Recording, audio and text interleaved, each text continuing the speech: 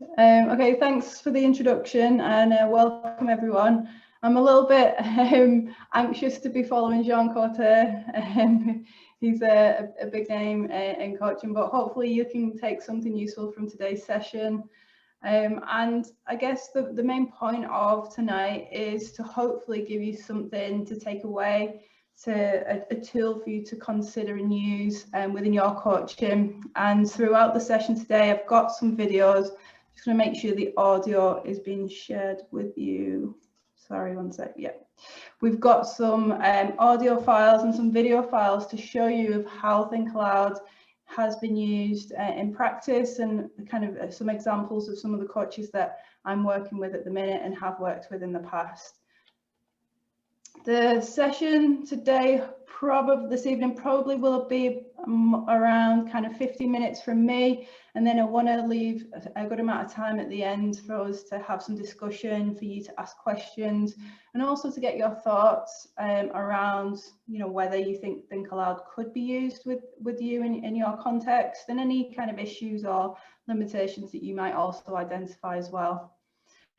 I want us to consider kind of traditional reflective practice, kind of what it is and how we currently do it, and then look at kind of why we need to consider reflection in action, which is what Think Aloud is kind of there to promote.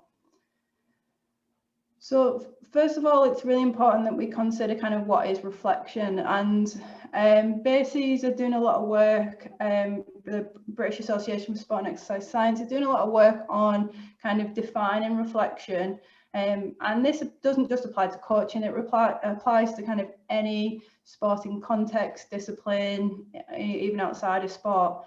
And if we look at kind of the definition of reflection, it talks about this idea of questioning the whole self, developing our knowledge in action, and we do it to improve our practice.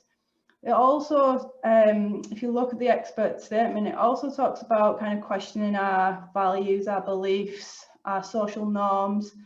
But for me, one of the things that kind of is missing or has been missing throughout all of coach education and some of the literature is the methods to promote reflection, or how can we be better at reflection.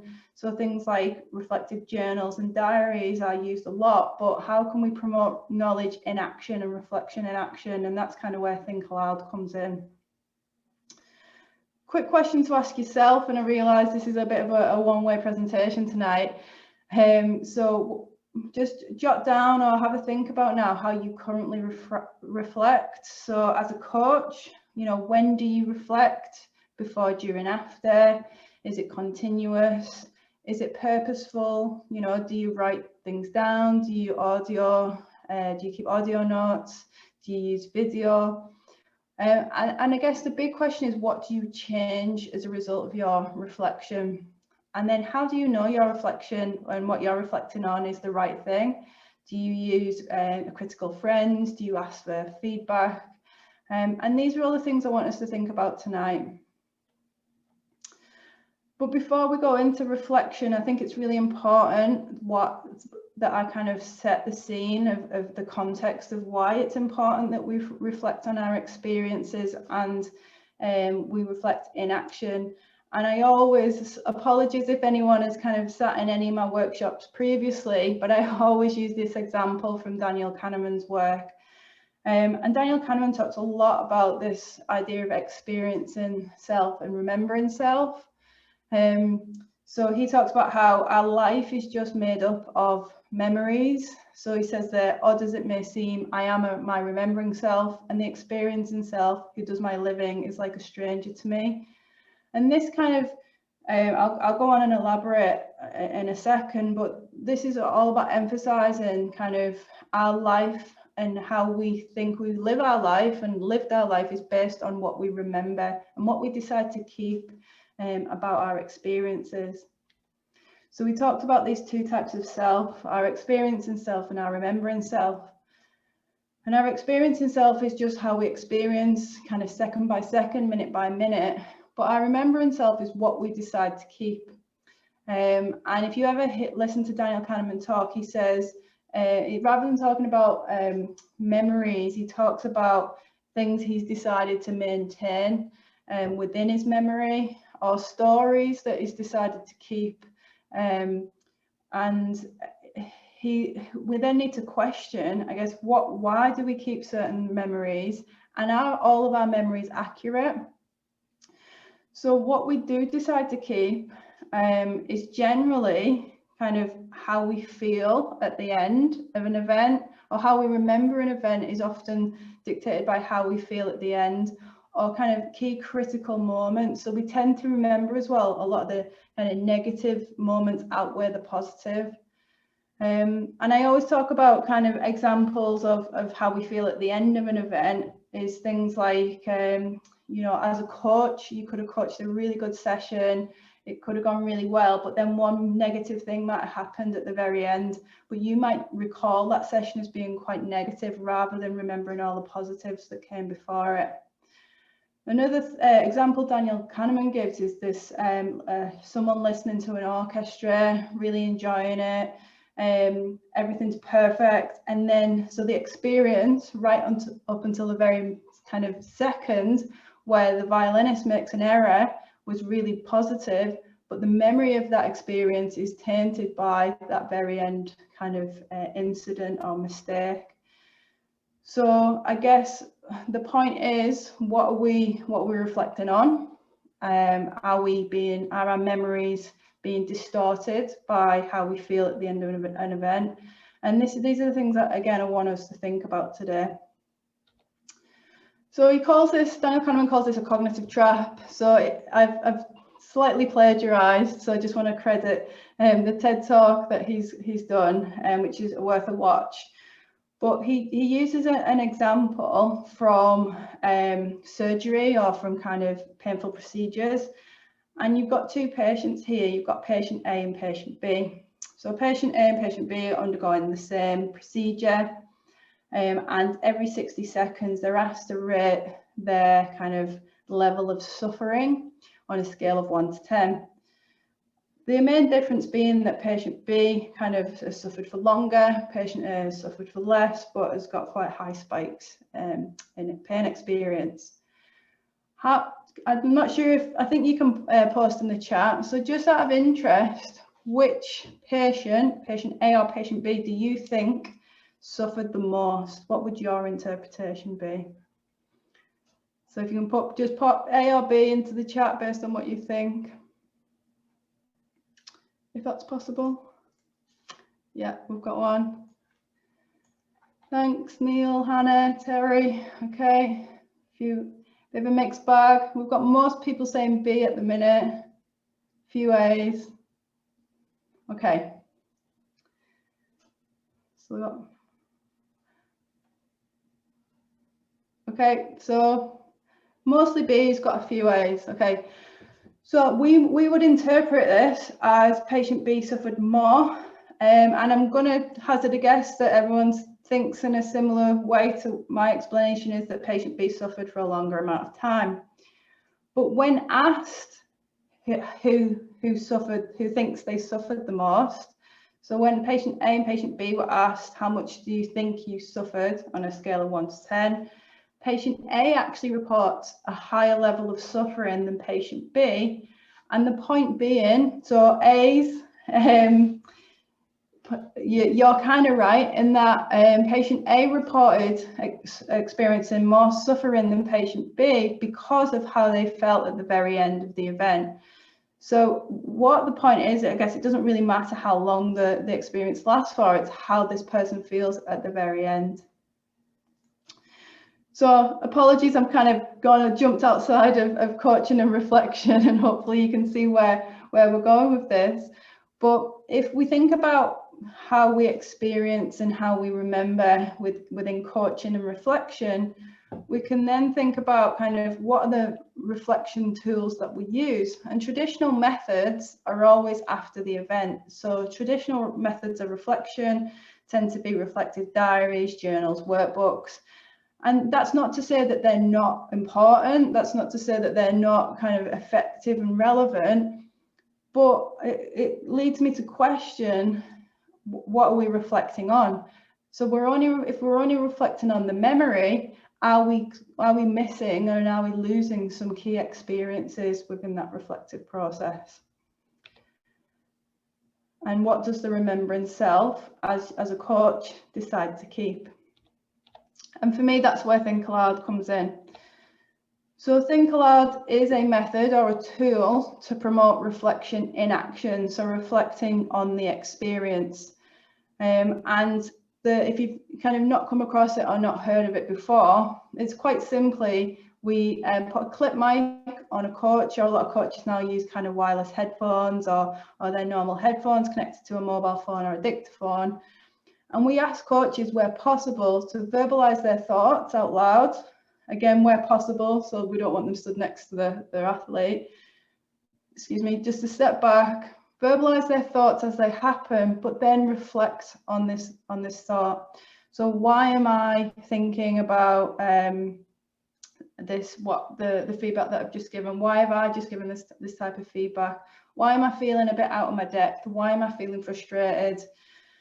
Has that athlete just communicated effectively, or have I communicated effectively with the athlete or the group? So there could be 1,000,001 different things that you're thinking about during a coaching session, but the point is that you're creating an awareness of your thought processes, and you're reflecting on the experience as it happens. So it then helps us to kind of capture the experience and then add it to the memory. So it's kind of we're more aware of it when we do reflect retrospectively, but it also stops us from ignoring some of the experiences that we would rather forget. So a lot of the coaches that I've worked with who've used Think Aloud have then said to me, well, there's no escaping my reflections and even kind of my coaching, like the feedback, the communication and the instructions that I'm giving during a session, because it's there on an audio file. But Think Aloud kind of traditionally wasn't designed to be used in this way. Think Aloud is traditionally, it's come from kind of cognitive psychology. It's been used by researchers for decades to look at kind of how people solve problems during kind of short tasks. It's not used to promote kind of self-awareness, and in its kind of original sense, it's created for a person or a participant to verbalize what's in the short-term memory and kind of a naturalistic thought process. And the difference is I'm asking coaches to then become aware of that thought process and reflect upon it. But previous to kind of the work I've done in coaching, Think Aloud has been applied throughout my research and others to many different sports and many different areas. And I will come back to this at the very end of the presentation, in that from a coaching perspective, you can use it with athletes in certain contexts to promote their reflection as well, or to gain an insight into what they're thinking. And personally, my research that I started back in 2009, 2010 was using Think Aloud with golfers, and since then we've applied it to kind of tennis, cycling, cricket, snooker, gymnastics judging, and a variety of other different contexts. So just to give you a little an idea of what Think Aloud might sound like from an athlete perspective, I've just got a little audio clip here of a golfer that I've worked with in the past. Not this golfer here, because I haven't worked with him, but this is an example of a golfer using Think Aloud. Right, let's go. Okay, first hole, par 5, up the hill. My focus point here off the tee is going to be... Oh, sorry about that, one sec. Oh. Okay, first hole, par 5, up the hill. My focus point here off the tee is going to be that path up the right-hand side. That would be a good line into the flag as well. Okay, peg it up on the left side of the tee box to give me the best angle. Okay, just go through my pre-shot routine.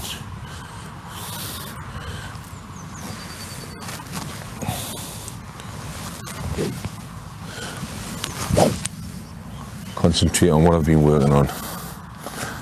Nothing. Right, okay.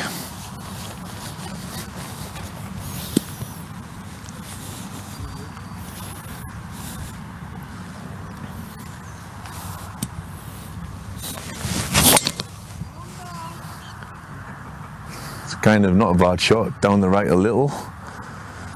First shot in anger for a while, so I'll take that. We're off and running. So what you can see there is kind of a conscious stream of thoughts being verbalized.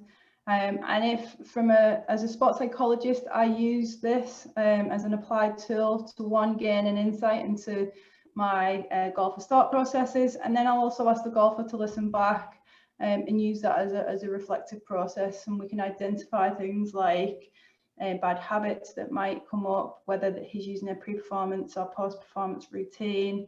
And as you'll see further on, with in a game-based sport where it's less commonly used, it can be used to help players identify decision-making processes.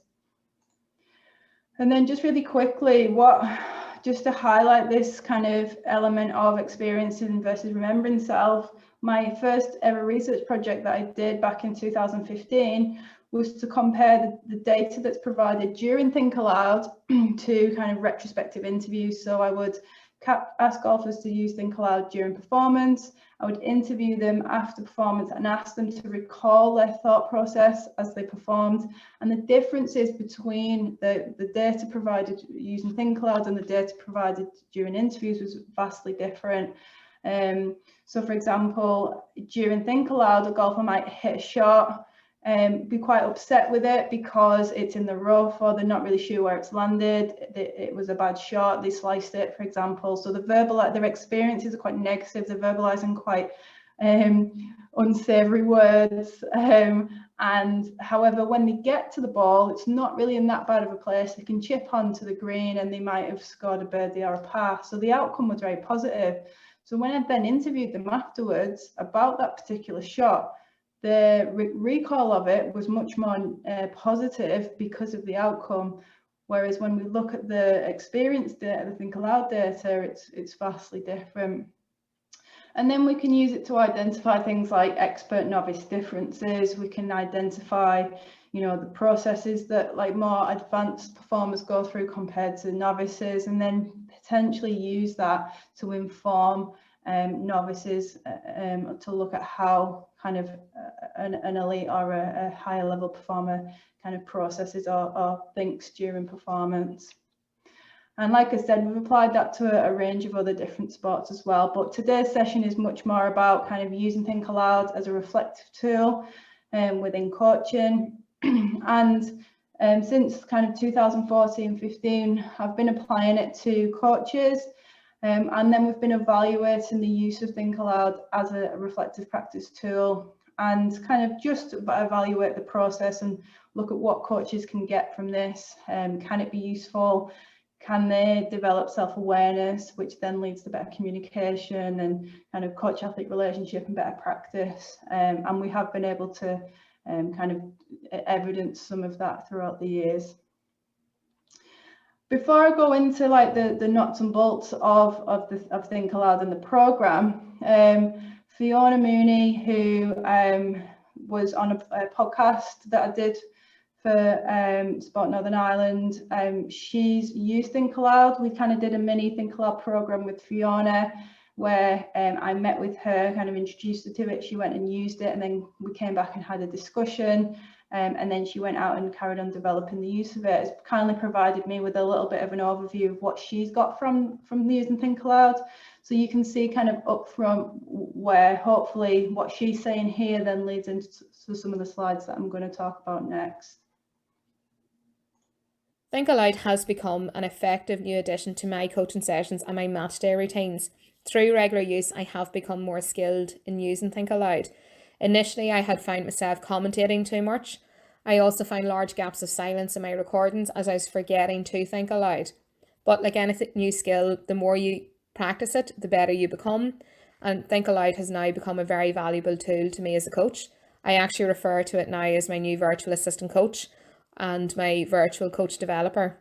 It's very easily set up. All I needed was my mobile phone, a headset with the recording device, and I downloaded a voice recorder app.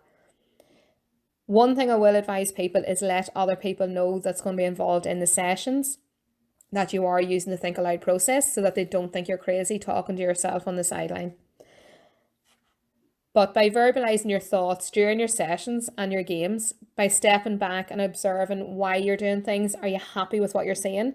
You're able then to make those adjustments and changes instantly. You're reflecting on your sessions and your matches in real time, as opposed to the common practice of reflecting on your training sessions after they have finished or after your matches have finished, which will be more beneficial to your players. It will improve you as a coach quicker, and it will also improve the sessions for those players. As a coach, you do become more self-aware. You're constantly asking yourself, why am I doing this? Am I happy with what I'm doing? Do I need to change anything? So you're improving yourself constantly as a coach. Also, by listening back, you can hear how you're communicating to everyone. Is there a difference in your communication style on match days where it might be deemed as a more pressurized environment? Or is your communication style just the same as what it is in training? So it's very valuable to that, to listen back to yourself in context of a football match and in training sessions. I also find it useful to hear the questions that the players were asking during your sessions or during your matches.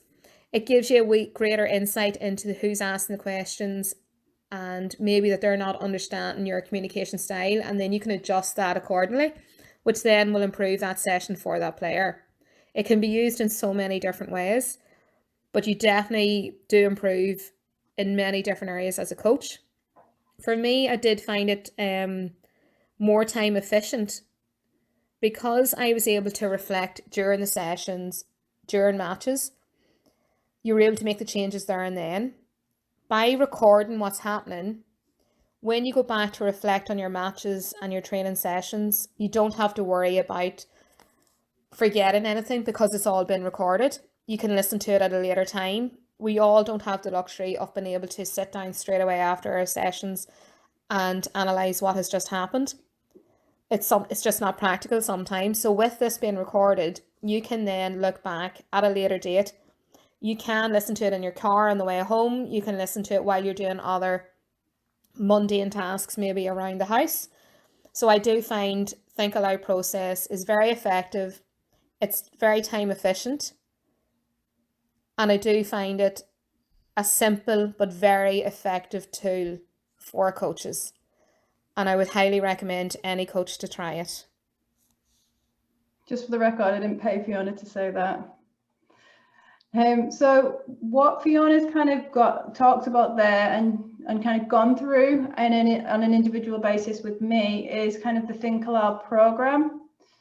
So the Think Aloud, the program isn't just the use of Think Aloud. It also involves like group sessions, group discussions. I've just noticed Michael's just asked the question there about, was there a specific app she used? So in terms of capturing your recordings, all you need is a voice recorder app on your mobile phone, or just a clip mic and dictaphone. So most smartphones just have a voice recorder app. Some good smartphones, or real like modern ones, I was going to say up-to-date ones, also have a dictate app. So as you're like verbalizing and using it, it also types it up for you. Now, obviously, it's accents and certain words might not pick up well, but there's an option there as well if you did want it in text as well as audio. So yeah, like I said, Fiona kind of went through a mini version of the Think Aloud program, and I've run this program now with kind of a range of different sports, kind of mostly, no, actually team sports and individual sports, and we've used it with same kind of group sports and mixed coaches as well. And the introductory kind of workshop is very similar to kind of what you're sitting in now. It's an introduction to Think Aloud, and it's also going through some practice activities. So, you know, watching coaching sessions and practicing Think Aloud before you actually go out to do a live session. It does feel uncomfortable, it feels awkward. So it's important that you kind of get over that first initial kind of weirdness of verbalizing your thoughts. Some people, they'll say, yeah, I do this all the time, it comes totally natural. Some people do find it really difficult. I'm not sure how Michael found it, but maybe he can feedback at the end of the session. Once we've introduced coaches to Think Aloud, we then kind of set them off back into their normal coaching environment and ask them to use it at least once over kind of a 2 to 3 week period, but also then listen back. So when listening back, we want then coaches to think about certain reflective questions, which I'll show you in the next couple of slides. But thinking about what are you reflecting on when you're thinking aloud during a coaching session? Why are you reflecting on this thing? How is what you're reflecting on affecting your coaching? And then what might you change as a result of this reflection? Because obviously, you know, reflection is great, but it needs to be followed by purposeful action for it to be effective and for reflection to even exist. Once coaches have kind of been through that process, I'll then invite them back to a second workshop, and this is where they can share their thoughts, their reflections on the Think Aloud process. And what tends to happen here is that each coach might come with something totally different as a reflection, but they can then kind of ask other coaches if they feel comfortable to listen to their audio, or they can ask other coaches for thoughts and advice, and kind of develop a bit of a critical friend group. Now that process can go on for as long as the group wants it to. The longest program I've run is over 6 months, and for me it's important that, you know, it's something that we invest time in. From a coach education perspective, we might go on a 1 or a 2 day workshop. How much of that do you actually maintain and how much do you forget? So, you know, coach education should be kind of long term if possible, and supported as much as possible, and involve kind of relatedness and autonomy support throughout that process. Some of the things from this first program we did, I don't have actual audio that I can share, but these were a few of the quotes that, from listening back when coaches were thinking aloud, some of the things that they were saying to themselves. So a lot of the time coaches were reflecting on whether they were communicating effectively. So is their player actually listening to them? Have the information that they've, you know, given and transferred to the athletes and been taken on board? And do they need to change anything as a result of that? One coach that I was working with was kind of stepped up into a higher age group and did feel a little bit self-conscious and insecure in that environment. And some of his reflections were quite deep in that he talked a lot about how he was feeling, and he was quite insecure during this session and felt a little bit out of his depth. So as you can see, the types of things that are being reflected on are very different. We're all, you know, different people. We've got different backgrounds. We've all got different stories and histories. So that it's important to remember that Think Aloud isn't just kind of a tool to promote the same thing in everyone. You know, it promotes different things in different people. And then linking back to what I said earlier, when I ask coaches to listen back, I ask them to think about what it is they're reflecting on. So what are they observing about the type of things that they're verbalizing? Why are they reflecting on this? You know, is it important? So something that you've reflected on for 90% of a session, is it really having a huge effect on you and your coaching? If it's not, then why is it something that's kind of in your thought process? And that's something to really ask and question yourself on. Within the why, and I'll touch on this in the next slide, once we move through the program, I really get coaches to try and think about, you know, who are we as coaches? Who are we as people? And how does all of our past development and our kind of personal identities have an impact on how we coach and who we are as coaches? And then linking to the how. So why is what we're reflecting on, how is it impacting on the coaching session? And as I mentioned earlier, what would you change based on your reflections? So really getting kind of into the reflective process and really thinking critically about what it is you think you need to develop, also what you need to keep. It's not just about reflecting on the negatives or being super critical. So jumping a little bit deeper into the why. So why do you behave the way you do? And from a critical reflection point, have you ever thought about how you've developed as a coach, how you've developed as a person? Do you hold any biases? And how does all of that then impact on your coaching? Now, that's something that we'd normally kind of get to after like a full cycle of the program. Initially getting used to thinking aloud, kind of getting used to the being quite descriptive, but then really questioning where are these reflections coming from? Why do I reflect on this? Is it because of I was coached in this way, or I was taught in this way, or I grew up in this environment?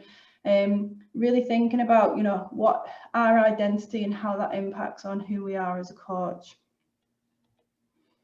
And I just wanted to give you a little case study from a football project that we ran last year, just before COVID hit. We went into a Category 1 football academy in England, and we delivered the Think Aloud programme.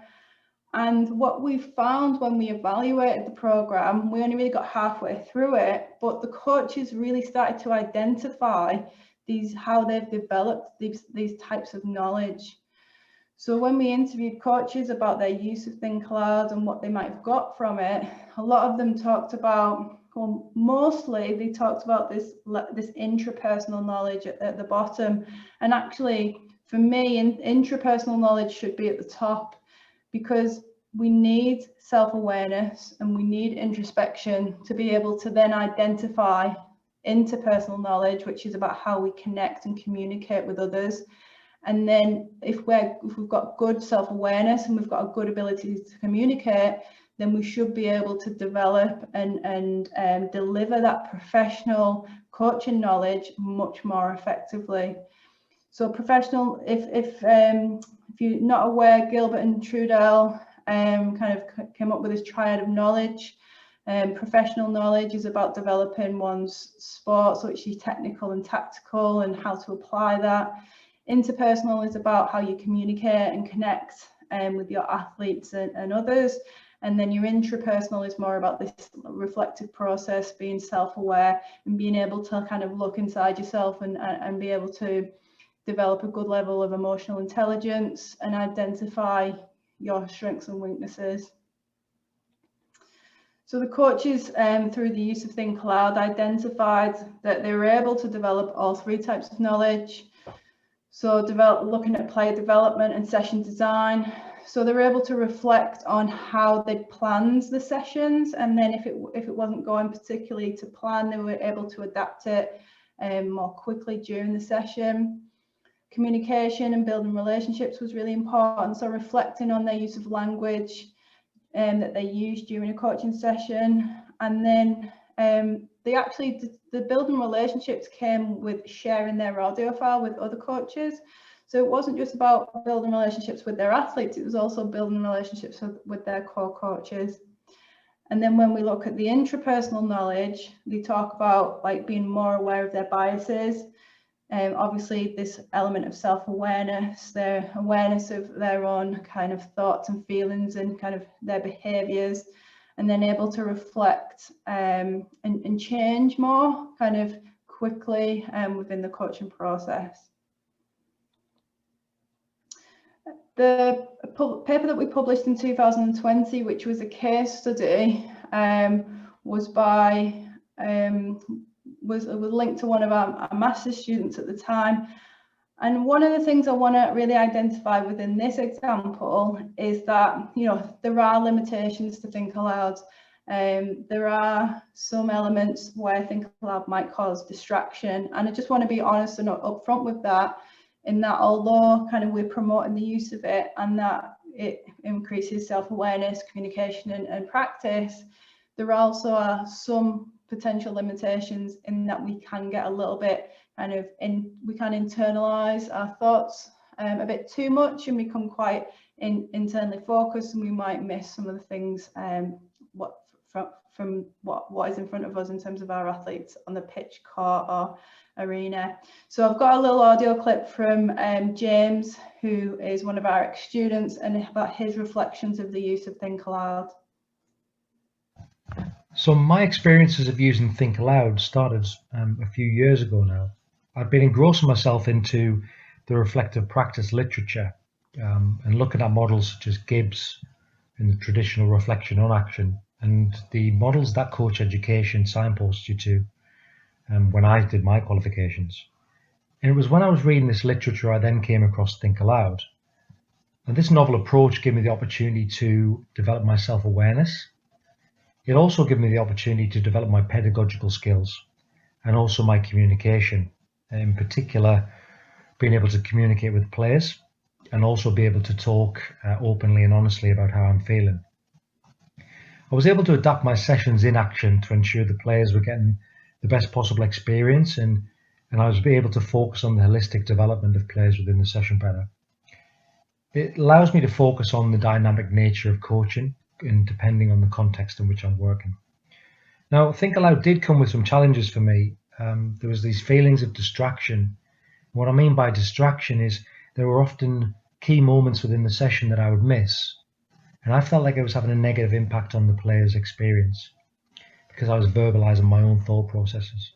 Now, this is something and a challenge that I've really worked on in recent years, and I've been able to have a massive impact on the experience of the players, but also the development of the players through the use of reflecting on my sessions and this reflected in action method.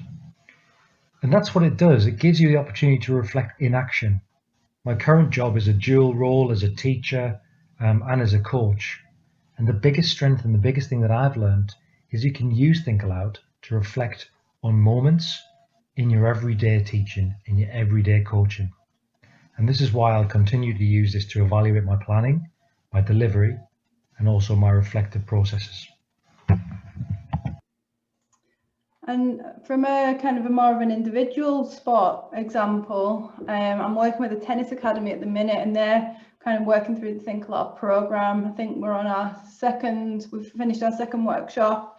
But this was an example from I think it was the first time this coach had used Think Aloud. What you'll notice is while the player is playing, he's not really verbalizing his thoughts. He only starts engaging in Think Aloud after he's given her feedback.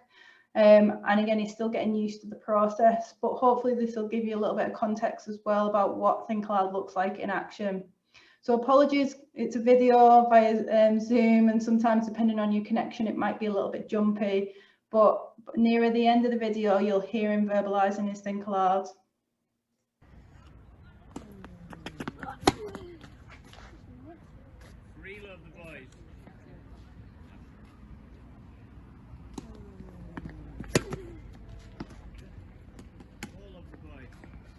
One sec. How are you feeling right now, Abby? What are your feelings? Not too good. Okay. That's perfectly understandable. Can you give me a bit more information? What you're feeling? Annoyed that I'm missing the first ball. Okay. What do you think's the best way forward? Don't miss the first ball. Taking time. Okay. And do you think it's normal to feel how you're feeling? Yeah. Yeah, it's a tough drill. Yeah, it's a real tough drill. You're receiving a tough feed, and the opponents are right on it. Any response that you give, and you're out of position. Yeah. So I think the key is to try to accept that, keep giving your best, commit to each individual shot at a time, stay positive, all right, and reset yourself really well. Okay. Okay.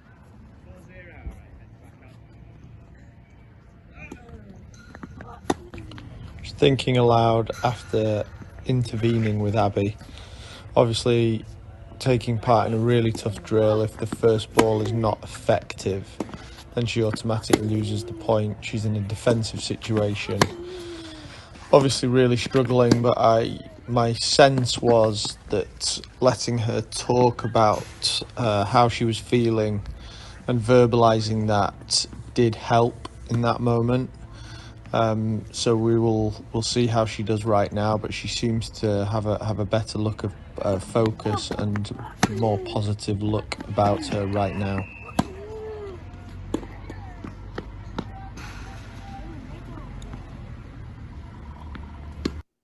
What you'll notice from that is that coach is kind of reflecting more on the player, on the athlete, rather than reflecting on the way he communicated with the athlete. He was actually working on being autonomy supportive and asking kind of open questions, which he did, but he didn't really reflect on that. He reflected on her. How that's not wrong.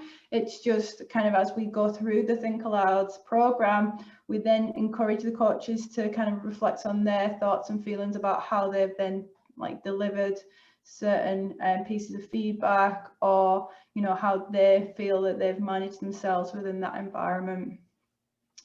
And then with this particular academy, Cultivate Academy in Leeds, what we're really focusing on also is their values as an academy. So we spent one of the workshops looking at, and this is their kind of values diagram and what they focus on as a group of coaches. They've got, I think it's 3 tennis coaches and 2 S&C coaches and a sports psychologist that all work together. And we've really talked about kind of, what is empowerment and engagement and education, and what does that look like within a coaching context? And then how can we reflect on that during a coaching session? So, how can we build better relationships? How can we communicate more effectively? How can we allow players to input more in a session? And these are all, this is very much being driven by the academy and by the coaches, but we're really starting to question personal values and identities, how that links to coaching values and identities, and then what that looks like in practice on the tennis court, and what that looks like from a Think Aloud perspective. And I just want to highlight that, coaching is a very complex role, job.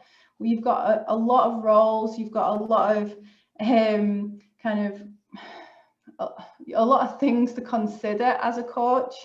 This is quite an old paper now, but this was a paper that looked at what are the key roles of a coach, and what is a coach there to do?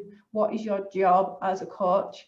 And I just wanted to show this because it does show. I'm sure there's more kind of characteristics or roles that you could probably identify outside of this slide. But what I wanted to just highlight is the complexity of your job. And when you are considering using Think Aloud and when you are reflecting, it can get quite overwhelming to think about, right, what am I reflecting on?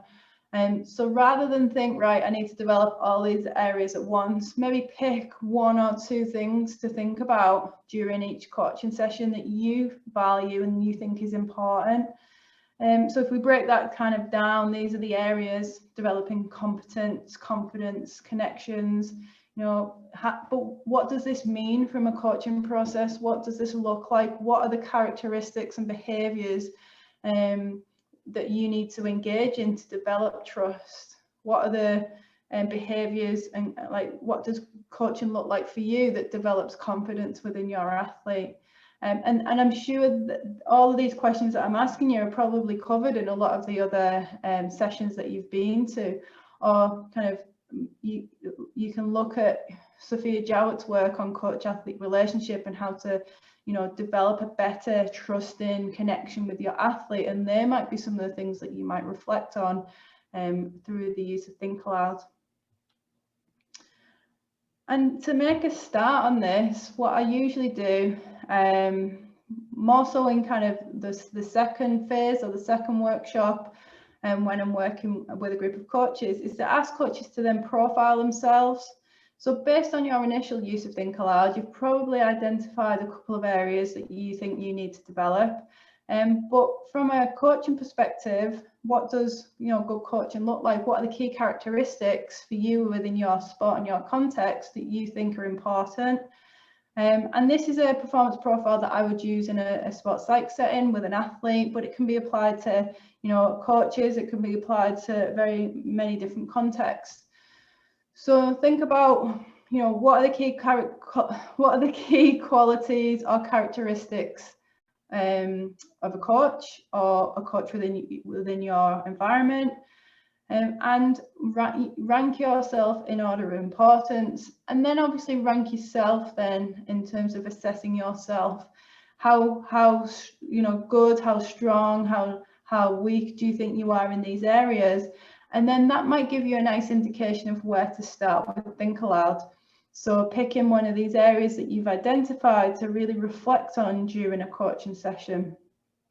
It's just an idea and something that I do with coaches, and I'm sure you've got other ways of profiling yourself. But you might also ask a colleague, another coach, to also rank you in terms of these characteristics. Or you might do this as a group activity if you do, as a group of coaches, start the use of Think Aloud. And then I mentioned this earlier, coming back to the athlete. I delivered a workshop a couple of weeks ago for a conference in Canada. And Jeremy Kearney, who is the coach for a women's rugby team in Canada, he was already kind of using a sort of version of Think Aloud with his player or players. So he'd mic up one player per session. So one of the players would be wearing a clip mic and a dictaphone, and he'd also have a camera, as you can see. I'll play a short clip now. It's quite difficult to hear what this person's saying, but what you hopefully will be able to pick up on is that she's talking about kind of where she should be on the pitch, and more about spatial awareness and kind of what she's going to do next. And then also she's able to watch this back with Jeremy. Jeremy's going to talk a little bit about how he uses this and the benefits of it. But hopefully it'll just give you a little bit of an idea if you are interested in using Think Aloud with any of your players or athletes. Yeah, Taylor, I'm on your right, see space right. So it's this girl here. Yeah, staying out. That's a touch, it's a touch. Yeah, see right. Your little microphone. Seeing left, I'm gonna support her right.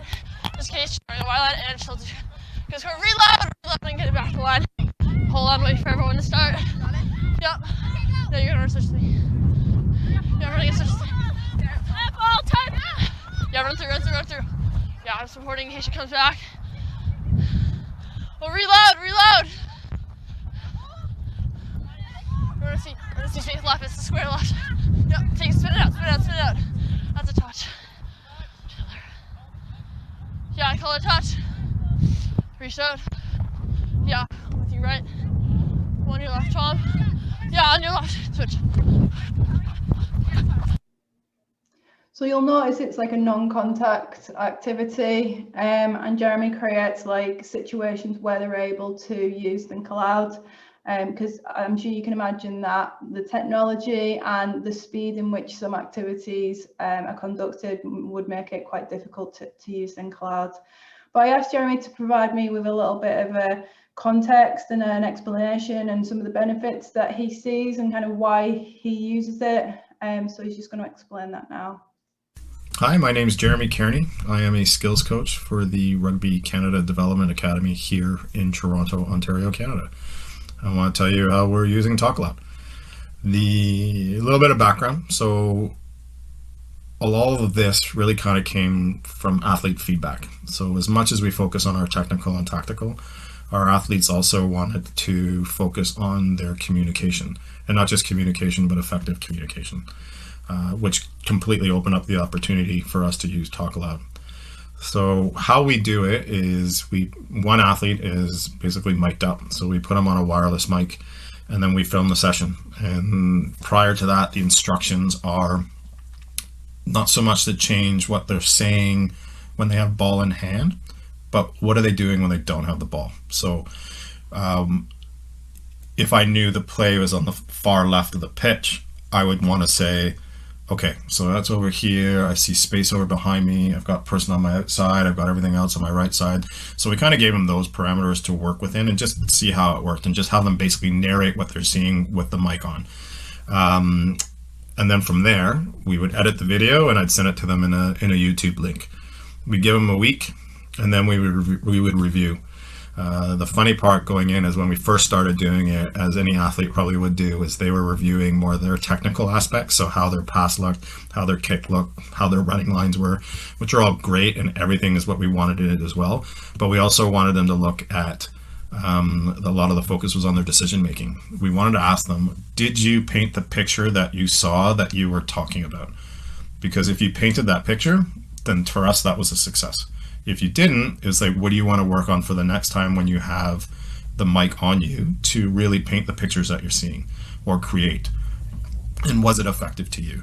And that's kind of where we're leading it to. And we do it so the athletes get a session. With the amount of athletes that we have, it works out every 2 to 2.5 weeks. And there's always just one work on. We try not to inundate them with too much information. And all they do is they simply work on that one. And then they see the progression going through. And as I said, it's on a YouTube link. So they just private to them.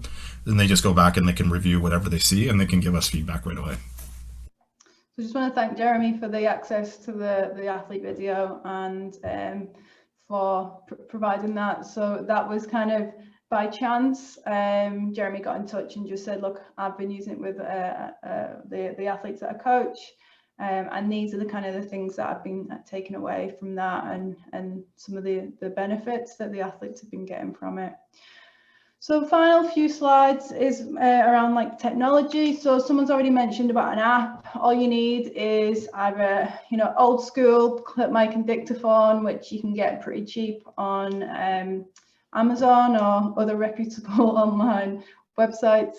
And but nowadays, most of the coaches that I work with will use their mobile phone and headphones with a microphone built in. And it makes it so much easier to like send, if they want to, they'll send me an audio file to listen to, depending on how I'm working with them, or they can share it amongst their colleagues and co-coaches. Some coaches that I've worked with have created a private YouTube account and then shared audio and video with each other and then fed back during the workshops. I've also used kind of with cyclists, we've used kind of camera glasses with microphones built in. So there is different technology that you can play around with. And obviously you've got GoPros as well. So just some final things to think about. And I think Fiona mentioned this in her audio clip earlier, is making players, making other people aware, players, parents, coaches, that you are using Think Aloud and you're using it for your own development. So sometimes players can be a little bit self-conscious when you're using it because they might think that you're kind of using it as a surveillance tool on them. But if you let them know it's for your development and that you haven't gone crazy talking away to yourself on the side of the pitch or the court. One of the things that tends to happen in the initial time when coaches will use Think Aloud is that they will start to describe everything that's around them in their environment.